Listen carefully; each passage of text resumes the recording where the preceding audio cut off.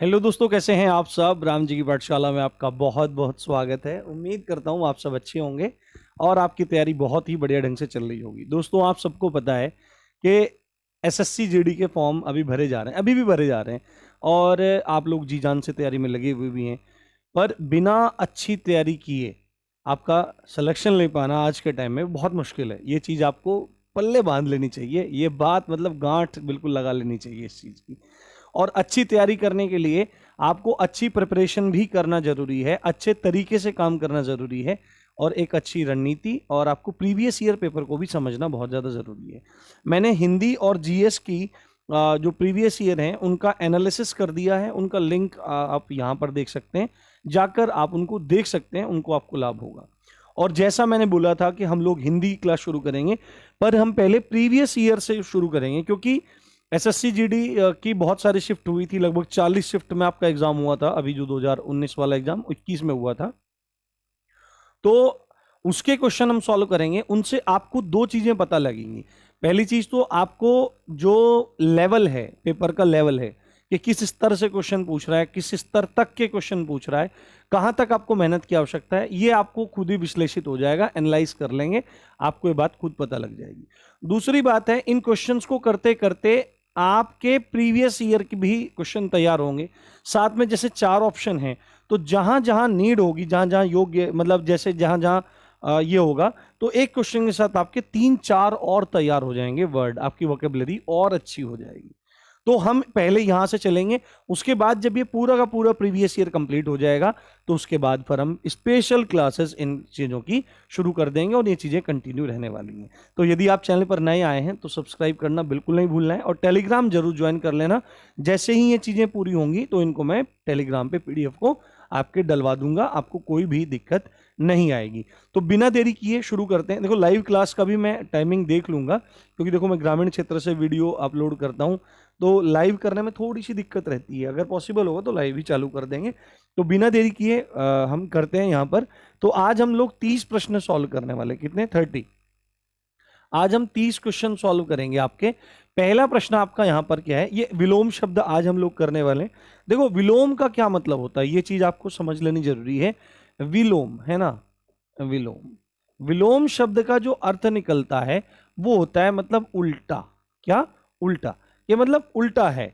जो शब्द है वो उसकी भिन्न बात कर रहा है, भिन्नार्थक शब्द है, अलग सेंस में बोल रहा है।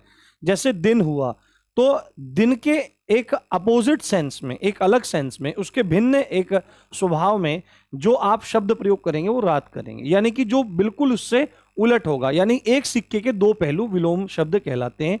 अगर इधर हेड है तो उधर टेल है, उधर टेल है तो इधर हेड है।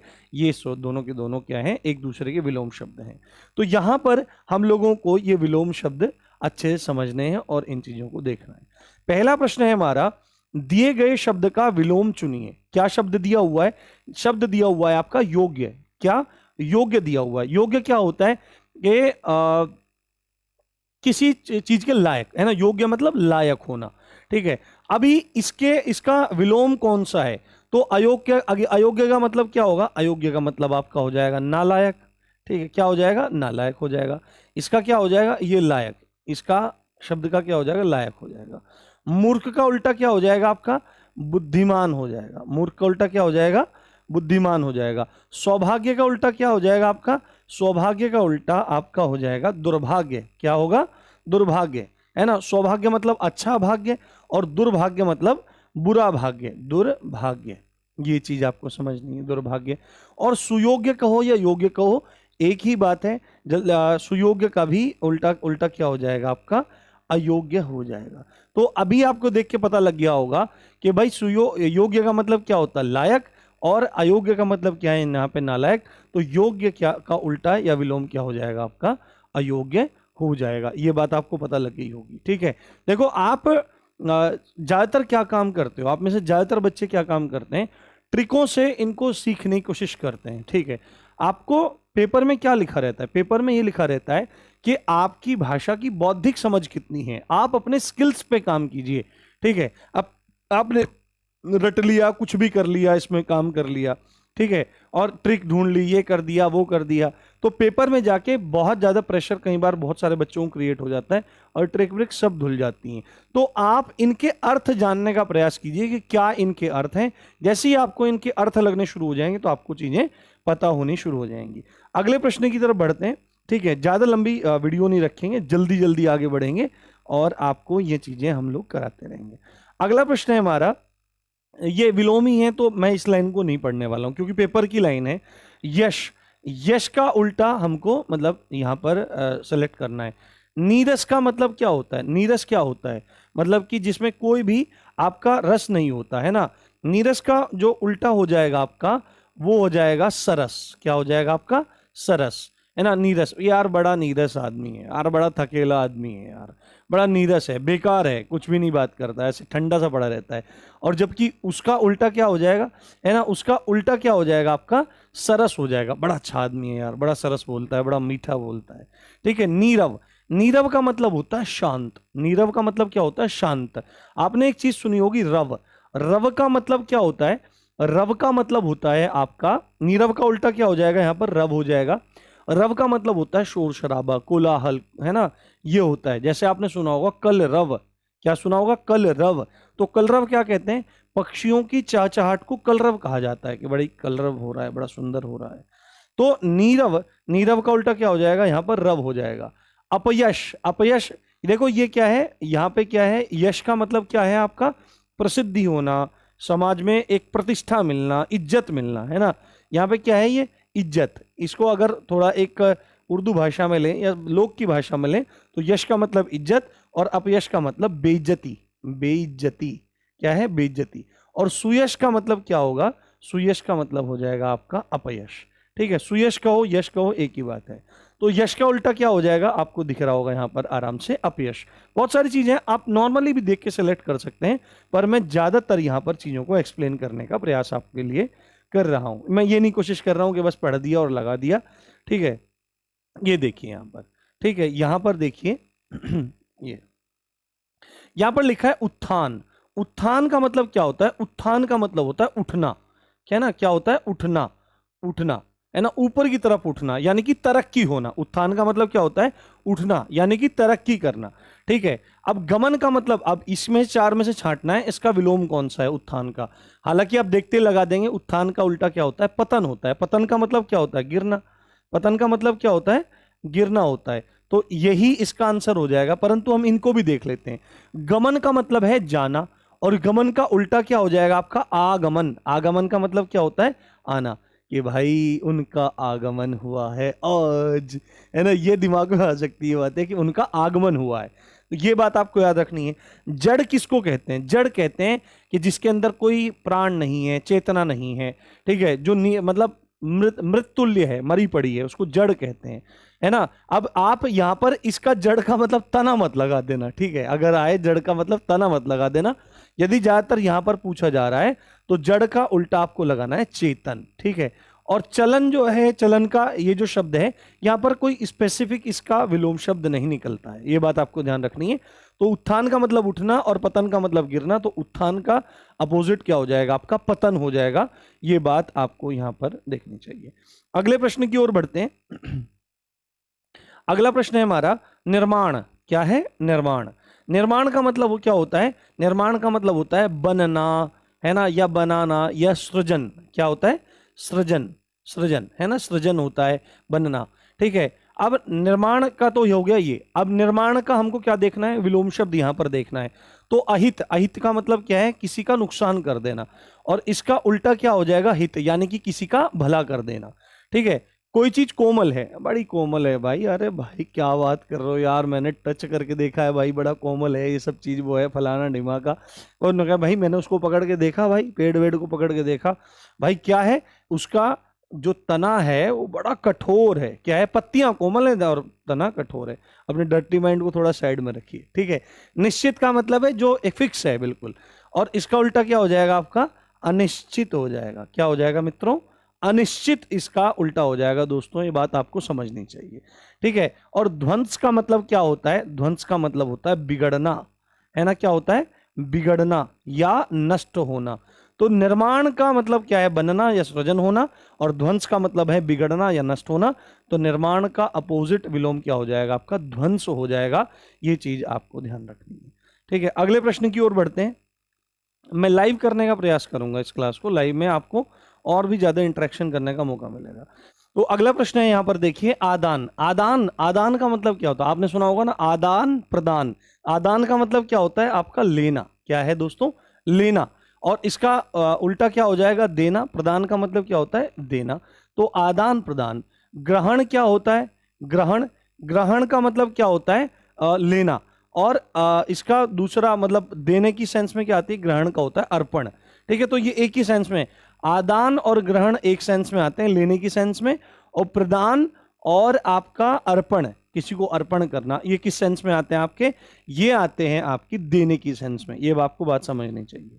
ठीक है, नादान क्या होता है? बड़ा नादान है रे तू, तेरे को कुछ पता ही नहीं है, मैं तेरे को बोली थी पर तेरे को कुछ समझ में ही नहीं आया।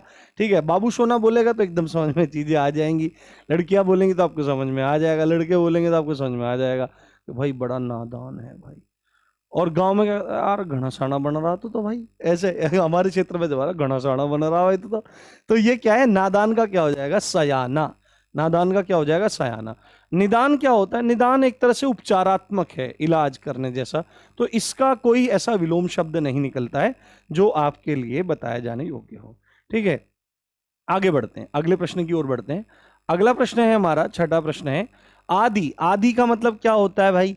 आदि का मतलब होता है शुरू, है ना। आदि का मतलब होता है शुरू या प्रारंभ या आरंभ। ठीक है ना, आरंभ या प्रारंभ, आरंभ या शुरू। ठीक है, शुरू ये होता है। तो आदि का उल्टा देखते ही क्या लग जाएगा? अनादि, है ना। आदि का उल्टा क्या हो जाएगा? आपका अनादि हो जाएगा। आरंभ भी इसी सेंस में जा रहा है। आबादी क्या होता है? आबादी मतलब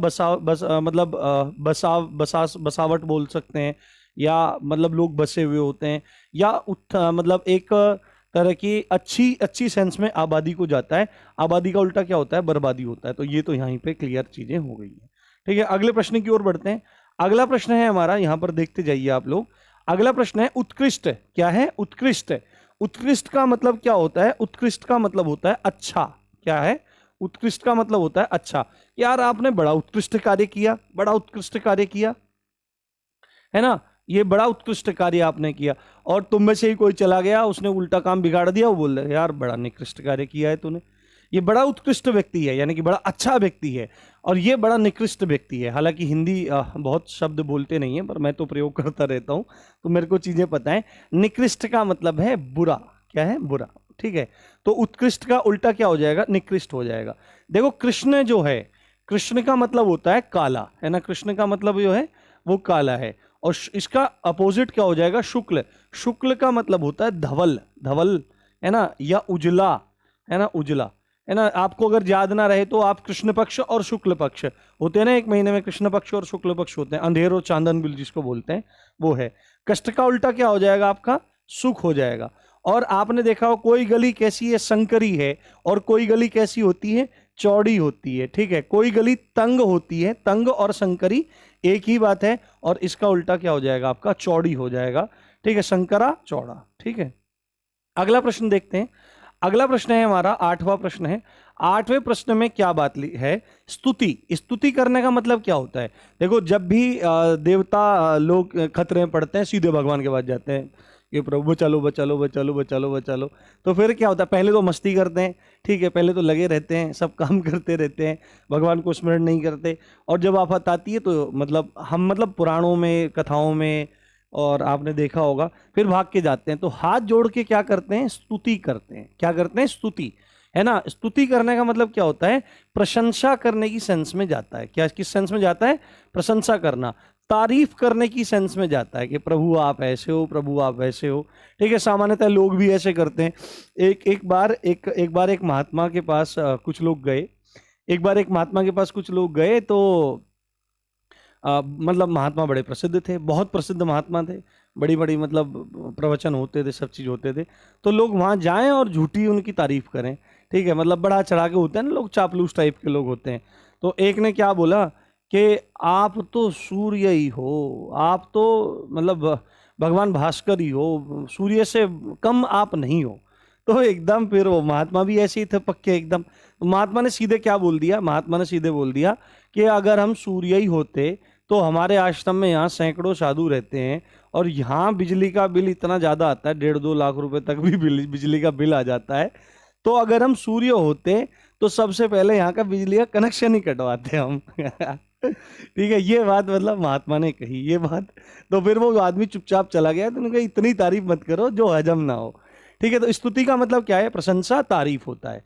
ठीक है, तो स्तुति आप किसी की बड़ाई कर रहे हो, ठीक है, बड़ाई है ना, बड़ाई कर रहे हो किसी की, तो बड़ाई होती है। तो इसका उल्टा क्या होता है, किसी की बुराई करना। स्तुति का उल्टा क्या होता है, उसकी निंदा करना, है ना, ये चीज होती है, इसकी चुगलखोरी करना। तो स्तुति का उल्टा क्या हो जाएगा, आपका निंदा हो जाएगा। अपकार, किसी का नुकसान करना, और उपकार यानी कि किसी का भला करना, ये इसका उल्टा हो जाएगा।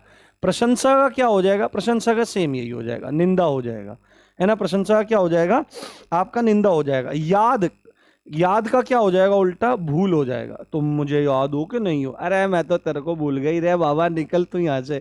ठीक है, ये बात पूरी समझनी है आपको, ये सब चीजें।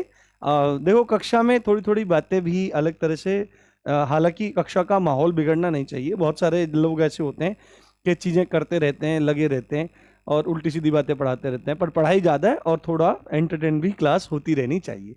अगला प्रश्न है हमारा 9वां प्रश्न है क्रय। ये आपने पता ही होगा, क्रय का मतलब क्या होता है, क्रय का मतलब होता है खरीदना। ठीक है, क्रय का मतलब क्या होता है, खरीदना। और इसका उल्टा क्या हो जाएगा, बेचना। क्या हो जाएगा, उल्टा क्या हो जाएगा, बेचना, है ना। तो ये हो जाएगा, क्रय का उल्टा हो जाएगा आपका विक्रय।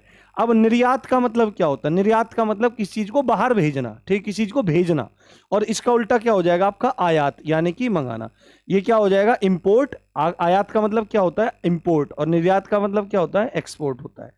देखो किसी चीज को आप बंद करो, बंद करो, बंद कर दो तो बंधन हो जाएगा, और उसको खुला छोड़ दो तो क्या हो जाएगी, उसकी मुक्ति हो जाएगी। तो बंधन और मुक्ति होता है। अहित, किसी का नुकसान कर दिया, और हित यानी कि उसका भला कर दिया। हित और अहित का ये युग्म है जो विलोम शब्द का पूरा रूप दिखा रहा है। अगला प्रश्न है हमारा 10वां प्रश्न है। 10वां प्रश्न क्या कहता है कि शुद्ध। शुद्ध का मतलब क्या है, शुद्ध का मतलब शुद्धि होता है, ठीक है, प्योर, है ना। और शुद्ध का उल्टा क्या हो जाएगा आपका, अशुद्ध हो जाएगा। इसमें कुछ बहुत ज्यादा समझाने वाली बात नहीं है। पवित्र का मतलब क्या होता है, देखो एक मतलब शुद्ध और पवित्र एक ही सेंस में आता है, पर अगर इनका लेवल देखा जाए तो पवित्र और भी ज्यादा ऊपर का शब्द है। पवित्रीकरण होता है ना, पवित्र। पवित्र का मतलब वो आचरण से ही पवित्र है, वो शौचाचार यानी कि साफ सफाई की दृष्टि से, स्वच्छता की दृष्टि से पवित्र है, और वो हर मायने में, चरित्र के मामले में हर तरह से पवित्र है। तो पवित्र होता है। पवित्र का उल्टा क्या होता है, अपवित्र होता है। ठीक है, क्या होता है, अपवित्र होता है, ये अपवित्र होता है। ठीक है, देखो विरुद्ध क्या होता है, विरुद्ध, विरुद्ध मतलब किसी के विरोध में जाना। और विरुद्ध, विरुद्ध का मतलब क्या होता है आपका, समर्थन की सेंस में आप इसको ले सकते हैं। विरुद्ध का मतलब किसी के अगेंस्ट जाना, समर्थन यानी कि किसी का सपोर्ट करना। गलत का क्या हो जाएगा आपका, सही हो जाएगा। ठीक है, बात समझ में आई। अगले प्रश्न की ओर बढ़ते हैं। अगला प्रश्न है हमारा अगला प्रश्न है हमारा उदय, है ना। सूर्य क्या होते हैं, उदय। सुबह के समय पूर्व दिशा में सूर्य क्या होते हैं, उदय। और शाम के समय सूर्य पश्चिम में क्या होते हैं, अस्त होते हैं। यानी कि उदय का मतलब क्या है, उगना। उदय का मतलब क्या है, सामान्य जो अर्थ है। हालांकि आपको मैं एक बात बताता हूं, एक विद्वान ने एक बात बताई थी कि हिंदी जो है, जो आपकी अंग्रेजी भाषा है, उसमें एक शब्द के 4 से 5 अर्थ निकल सकते हैं। कितने, हिंदी भाषा में, अंग्रेजी भाषा में एक शब्द के 4 से 5 अर्थ तक निकल सकते हैं। उसके बाद ये रिचनेस दिखाती है, ये ना मतलब एक अच्छाई दिखाती है किसी भाषा की। दूसरी बात है आपका क्या, जो हिंदी भाषा है उसमें एक शब्द के 16 अर्थ निकल सकते हैं, और संस्कृत भाषा में एक शब्द के 64 अर्थ तक निकल सकते हैं। ये बात आपको पता होनी चाहिए। तो अगर बात करें उदय की और सामान्य शब्द की यहां पर बात की, तो उदय का मतलब होता है उगना, और अस्त का मतलब होता है डूबना। क्या है दोस्तों, अस्त का मतलब है आपका डूबना। तो उदय का उल्टा क्या हो जाएगा, अस्त हो जाएगा। उत्तर का क्या हो जाएगा, अब यहां प्रश्न मत लिख देना, ठीक है। अगर यहां पर उत्तर अगर आ रहा है आपका, तो यहां पर इसका मतलब जो आपको लगाना है वो लगाना है दक्षिण।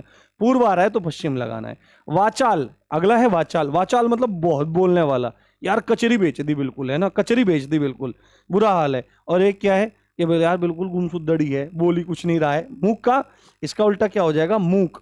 आपने एक सुना होगा, मूक होई बाचाल, है ना, मूकम करोति वाचालम पंगुम लंघयते गिरिम यत कृपा तमहम वंदे परमानंद माधवम। यानी कि भगवान के बारे में कवियों ने, सबने लिखा है कि मूक को भी वाचाल कर देते हैं, यानी कि जो मूक है, गूंगा है बिल्कुल, इसको कुछ पता ही नहीं है, उसको वाचाल बना देते हैं। वाचाल मतलब बहुत बोलने वाला, चपर चपर चपर चपर बोलने वाला, ठीक है।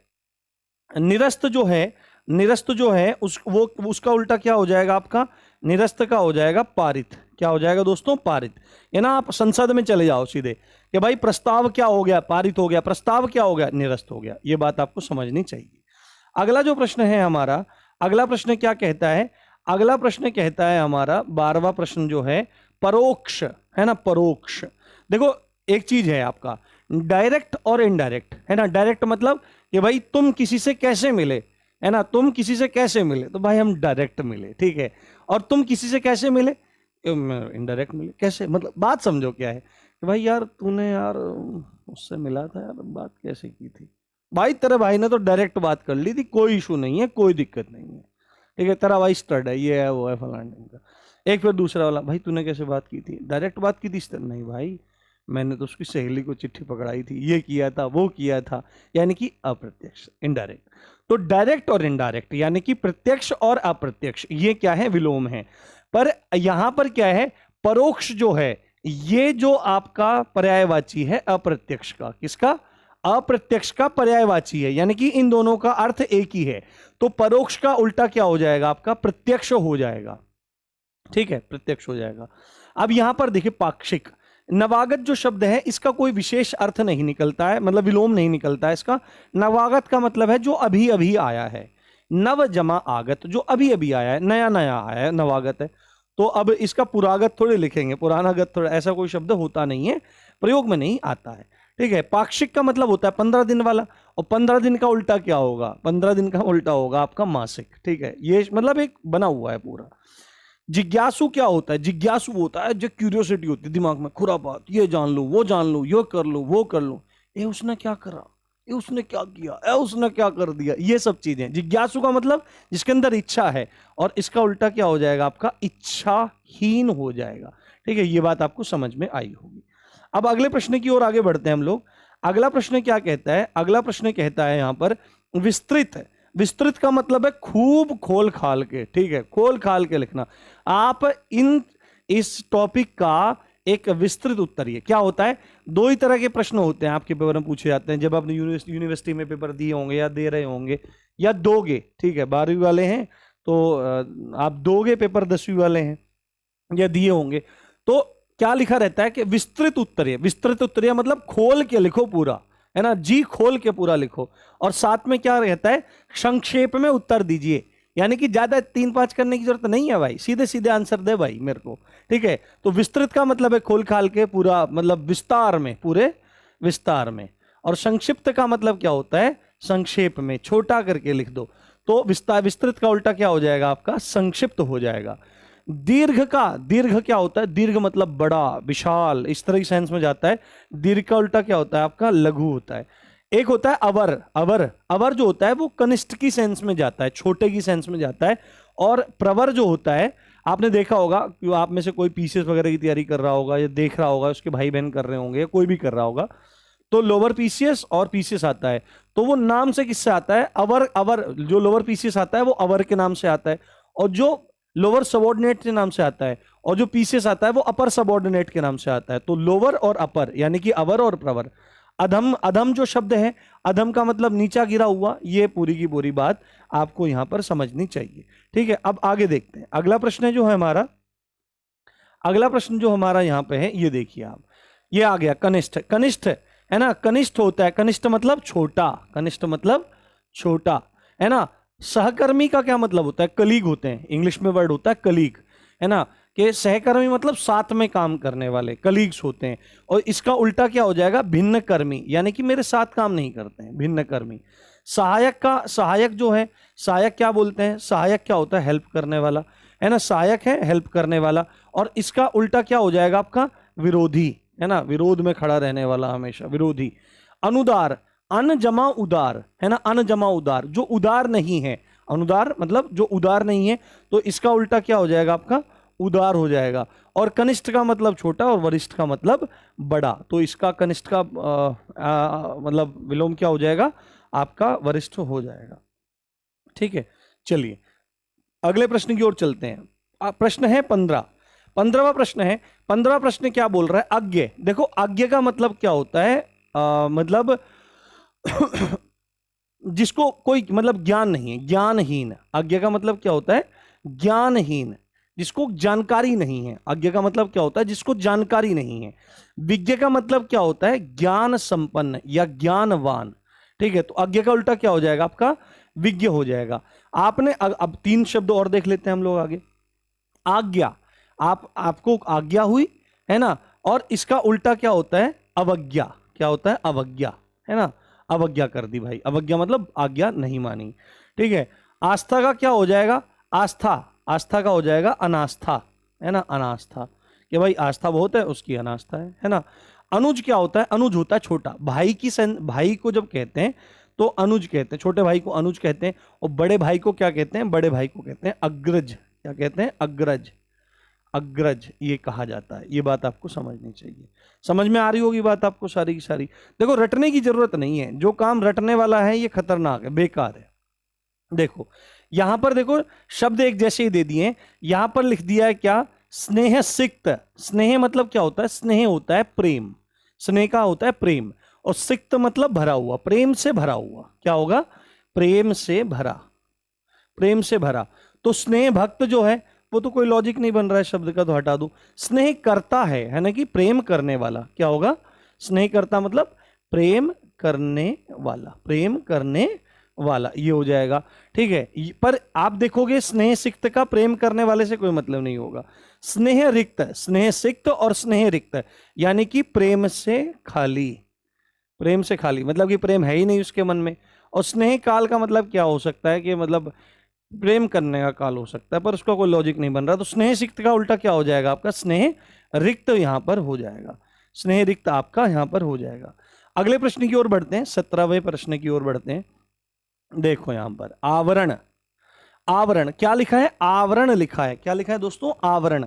आवरण का मतलब क्या होता है, आवरण का मतलब होता है कि कोई कवर चढ़ा हुआ है ना, कवर्ड है, कवर्ड है ना, कवर चढ़ा हुआ है, आवरण है कि भाई वहां पे आवरण चढ़ा हुआ है, कवर चढ़ा हुआ है।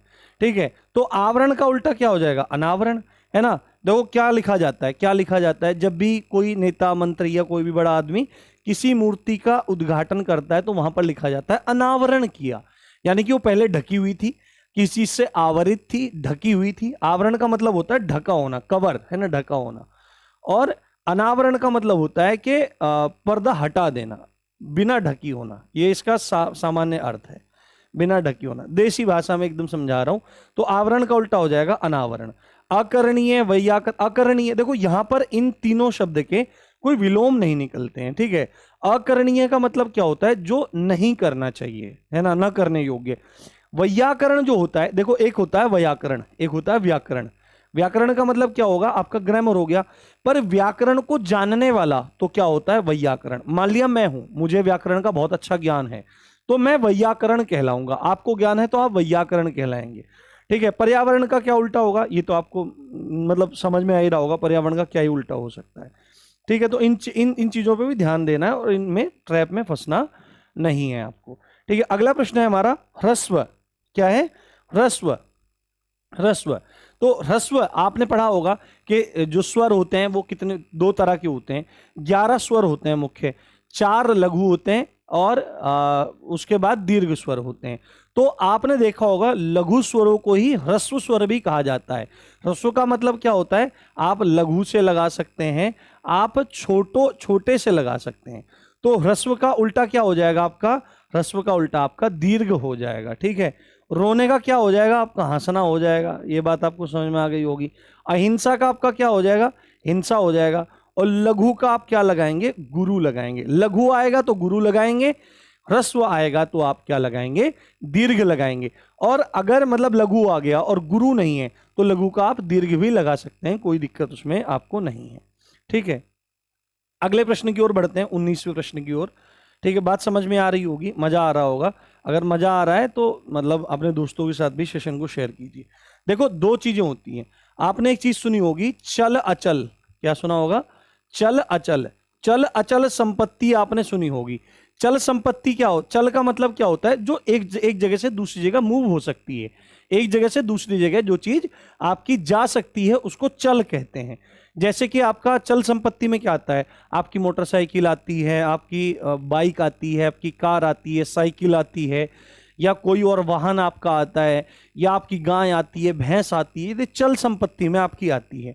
और अचल संपत्ति जो चल नहीं सकती है, यानी कि आपकी मकान, दुकान, जमीन, जायदाद, ये सब चीजें आती हैं।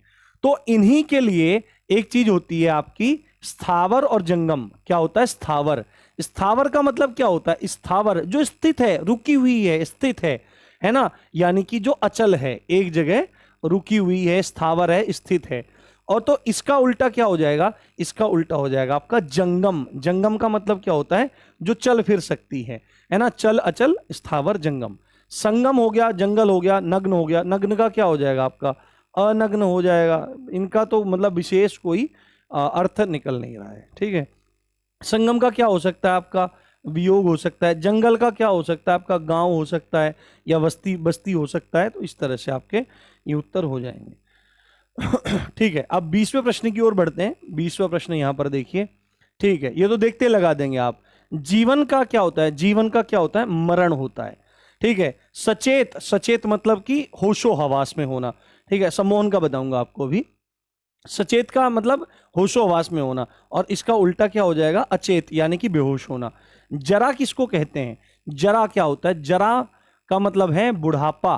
बुढ़ापा, बुढ़े हो गए, है ना। क्या बोलते हैं? अजर अमर हैं। क्या है?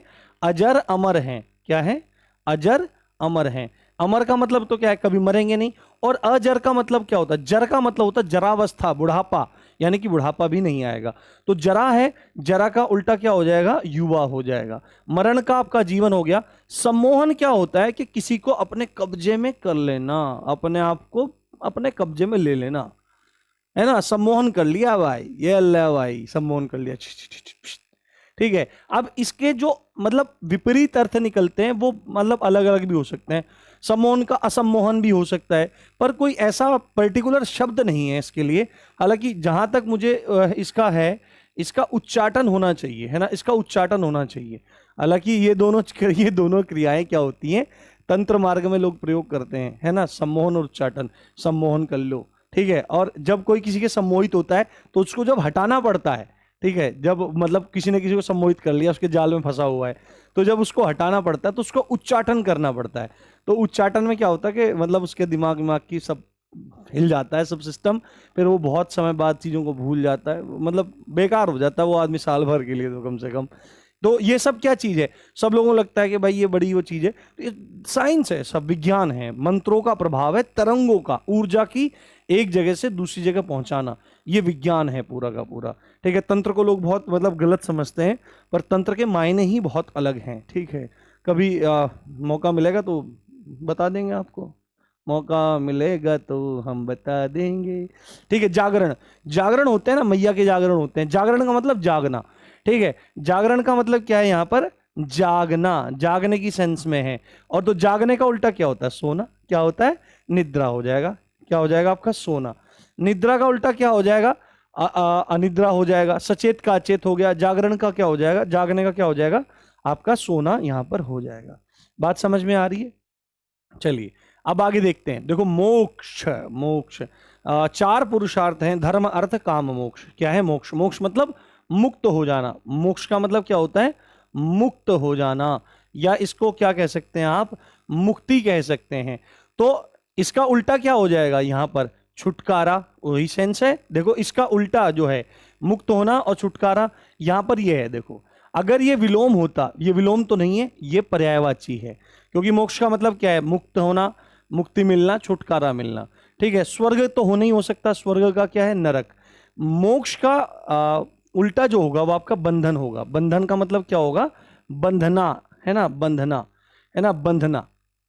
ये बात आपको समझनी चाहिए। ठीक है, तो मोक्ष का उल्टा क्या हो जाएगा? बंधन हो जाएगा। मोक्ष का मतलब आपका मुक्त होना, मुक्ति होना, और बंधन का मतलब बंध जाना। ठीक है, ये समझ में आपको आया? दुत्कार करना है ना, दुत्कार देना किसी का, आज जा रहे तेरी, ये होना वो होना, और बात क्या होना, दूसरी क्या बात होना, उसकी मतलब तारीफ कर देना, आ जा, पुचकार। ठीक है, दुत्कार का उल्टा क्या हो सकता है? पुचकार हो सकता है, प्रेम हो सकता है। ठीक है, आगे चलते हैं, आगे चलते हैं। 30 क्वेश्चन करेंगे आज, ज्यादा नहीं करेंगे, और इसी तरह मतलब बढ़ते जाएंगे। अगला प्रश्न है हमारा गद्य। देखो गद्य क्या होता है, आपको पता है गद्य वो चीज है, हिंदी साहित्य में हमने देखा है, गद्य मतलब जिसको पढ़ा जाता है। ठीक है, और इसका उल्टा क्या होता है? पद्य होता है। पद्य मतलब जिसको पढ़ा जाता है, तो गद्य का उल्टा क्या हो जाएगा? आपका पद्य हो जाएगा। नाटक क्या होता है? नाटक दिखा रहे हैं, मतलब नाटक क्या होता है?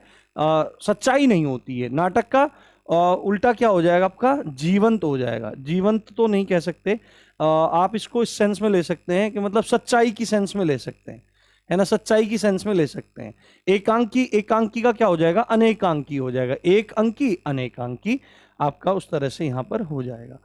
अगला प्रश्न है हमारा उष्ण। क्या है? उष्ण। उष्ण का मतलब क्या हो जाएगा? गर्म। उष्ण का मतलब क्या है? गर्म है। तो इसका उल्टा क्या हो जाएगा? गर्म का मतलब क्या हो जाएगा? ठंडा। शीत का मतलब क्या है यहाँ पर? ठंडा है। तो ये आपका हो जाएगा यहाँ पर। ठीक है, यहाँ पर ऊष्मा है, ऊष्मा है, तो यही उसी सेंस में चला जाएगा, शीत की सेंस में ही चला जाएगा। उपमा मतलब क्या होता है? उपमा मतलब होता है किसी की तुलना करना, कंपेयर करना किसी को, ये उपमा अलंकार होता है। और इसका उल्टा क्या हो जाएगा? अनुपमा। अनुपमा, यहां पर संधि हो गई, अनुपमा। ठीक है, तो अनुपमा हो गया, उपमा का उल्टा अनुपमा यहां पर हो जाएगा। बात समझ में आ रही है आपको? सब चीजें अगर समझ में आए तो आप जरूर मतलब मेरे को बताना। अगला है अपव्यय। व्यय का मतलब होता है खर्चा करना, व्यय का मतलब क्या होता है? खर्चा करना। और अप का मतलब क्या होता है? बहुत ज्यादा खर्चा करना, बिना दिमाग लगाए खर्चा करना, लगे पड़े हैं। अपव्यय का मतलब क्या होता है? बिना सोच समझ के खर्चा कर देना। तो अगर आप इस व्यर्थ व्यय देखेंगे तो सेम ही सेंस आएगी, व्यर्थ व्यय अपव्यय, तो ये तो नहीं होगा। अति व्यय आप नहीं कह सकते, अपव्यय का अति व्यय, वो भी सेम ही सेंस चली जाएगी। व्यर्थ व्यय कह लो, अति व्यय कह लो, खर्चीला कह लो, वो भी एक ही बात है। मतलब ये तीनों के तीनों, व्यर्थ व्यय, अति व्यय और खर्चीला, ये एक समानार्थी की सेंस में जा रहे हैं। जबकि यहां पर क्या लिखा है? मित व्यय। मित व्यय मतलब कि आवश्यकता के अनुसार, है ना, मित का मतलब आवश्यकता के अनुसार, जितना जरूरी है उतना खर्च करना। तो अपव्यय का उल्टा क्या हो जाएगा? आपका मित व्यय यहां पर हो जाएगा। ठीक है, व्यय का मतलब क्या होता है? खर्चा करना। अगला प्रश्न है हमारा उत्तम। अगला प्रश्न है हमारा उत्तम। उत्तम का मतलब क्या होता है? अच्छा। और उत्तम का उल्टा क्या हो जाएगा? यहां पर अधम हो जाएगा। क्या हो जाएगा? अधम यहां पर हो जाएगा। बढ़िया, घटिया हो जाएगा। अति का क्या हो जाएगा? अल्प हो जाएगा, है ना, अति का क्या हो जाएगा? अल्प हो जाएगा। और अधर, अधर जो शब्द है उसके दो तीन मायने निकलते हैं, दो मायने निकलते हैं। पहला मायना तो आपने सुना होगा, यार मेरे तो जो नैया है वो अधर में लटक गई, यानी कि बीच में लटक गई, एक सेंस तो ये है। और दूसरी बात है आपका अधर। अधर का मतलब क्या होता है? अधरों का एक जो पर्यायवाची है वो ओठ के लिए, होठ के लिए। ठीक है, अधरम मधुरम, अधरम मधुरम, है ना, अधरम मधुरम, ये चीज है। तो अधर का मतलब क्या होता है? आपका होठ भी होता है और बीच वाली सेंस भी होती है ना। अल्प, अति का क्या होगा? अल्प होगा, बढ़िया, घटिया। उत्तम का क्या होगा? अधम। उत्तम का मतलब बढ़िया, अधम का मतलब घटिया। ये चीज आपको समझनी चाहिए। अब अगला प्रश्न है हमारा, अगले प्रश्न की ओर देखिए आप लोग। अगला प्रश्न है हमारा प्रवेश। प्रवेश का मतलब है अंदर जा, घुसना। ठीक है, प्रवेश होता है, आपने देखा होगा कहीं पे भी जाते हैं हिंदी में क्या लिखा रहता है? प्रवेश द्वार लिखा रहता है। और दूसरी तरफ क्या लिखा रहता है? निकास द्वार लिखा रहता है। प्रवेश का मतलब अंदर जाना, और निकास का मतलब बाहर आना। दूर का पास हो जाएगा, पास दूर ये हो गया एक साथ, और आने का क्या हो जाएगा? जाना यहां पर हो जाएगा। ये सब आपके पेपर में पूछे गए हैं, जो आपके पेपर अभी हुए हैं। ठीक है, अगला प्रश्न है हमारा दूषित। दूषित, दूषित मतलब क्या हो गया है? जो मतलब प्रदूषित हो गया है, दूषित हो गया, खराब हो गया है, इस सेंस में जा रहा है। और इसका जो उल्टा हो जाएगा वो क्या हो जाएगा? आपका स्वच्छ हो जाएगा। ठीक है, प्रदूषित का भी क्या हो जाएगा? स्वच्छ की सेंस में चला जाएगा आपका ये। दूषित है, और दूषित के ही, दूषित का समानार्थी अगर आप देखें तो विकृत भी इसी में चला जाएगा। ठीक है, विकृत इसी में चला जाएगा, प्रदूषित इसी में चला जाएगा। तो ये दो तो इसके समानार्थी ही हो गए। भ्रष्ट अलग है, भ्रष्ट अभ्रष्ट, ठीक है, वो अलग चला गया। तो इसका उत्तर क्या हो जाएगा? आपका स्वच्छ यहां पर हो जाएगा। अगला प्रश्न है हमारा 29वां। 29 क्या कहता है? मौन। ठीक है, क्या होगा? मौन। मौन, अभी हमने एक चीज पढ़ी, एक शब्द पढ़ा हमने, वाचाल। वाचाल मतलब बहुत बोलने वाला, और इसका उल्टा क्या होता है? मूक, यानी कि बिल्कुल भी ना बोलने वाला, बिल्कुल चुप रहने वाला। अब एक व्यक्ति है मौन, ठीक है, और एक व्यक्ति है मुखर, है ना। मुखर और मौन। मौन, और देखो मैं आपको एक चीज समझाता हूं, ध्यान से आप लोग समझो, ठीक है। देखो इनमें डिफरेंस क्या है, ठीक है। ये हो गया, यहां पे लिख देते हैं मुखर, और यहां पे लिख देते हैं आपका मौन, ठीक है। एक व्यक्ति है मौन, एक व्यक्ति है मूक। अब आपको कहने को दोनों ही चुप हैं, पर जो मूक है वो बिल्कुल चुप है, वो कभी बोलता ही नहीं है, ठीक है। और एक जो मौन है, ये क्या है कि ये व्यक्ति बोलता तो है, पर ये आज मौन है, चुप है बिल्कुल, वो परमानेंटली है। ये क्या है आपका? ये अपनी इच्छा के अनुसार, वो स्वेच्छा से नहीं है, ये अपनी इच्छा से है। जबकि जो वाचाल है, ये मजबूर है, ये बोलता ही बोलता, बड़बड़ बड़बड़ बड़बड़ बड़बड़ बड़बड़ बड़बड़ बोलता ही रहेगा। जबकि जो मुखर है, मुखर का मतलब होता है मुंहफट। मुखर का मतलब क्या होता है आपका? मुंहफट की सेंस में ये चीज चली जाती है, भाई मुंहफट है यार, मुखर है, कुछ भी बोल देता है, इसके मुंह में जो आता है वही बोल देता है, तो ये सेंस आपकी हो गई। तो मौन का उल्टा क्या हो जाएगा आपका? मुखर यहां पर हो जाएगा, ठीक है। अगले प्रश्न की ओर चलते हैं। अगला प्रश्न जो है हमारा, और आखिरी प्रश्न है आज का, वो ये है कि आयात। ये तो हो ही गया। आयात का मतलब क्या हो गया आपका? आना, इंपोर्ट, और इसका उल्टा क्या हो जाएगा आपका? निर्यात हो जाएगा। अर्थ का क्या हो जाएगा आपका? अनर्थ हो जाएगा। और जो बाकी के दोनों शब्द हैं, इनका कोई विलोम बताना संभव ही नहीं है, या कोई मतलब सेंस उनकी बनती नहीं। तो उम्मीद करता हूं आज 30 क्वेश्चन किए हैं, इसको कंटिन्यू करने का प्रयास करते हैं। मैं अपलोड करता रहूंगा, आप लोग देखते रहिए, वो वीडियोस आप जरूर देख लीजिए, और अगर पसंद आया है तो लाइक, शेयर और सब्सक्राइब जरूर कर दीजिए। इसी अच्छी बात के साथ आप देख रहे थे राम जी की पाठशाला। जय हिंद, जय भारत।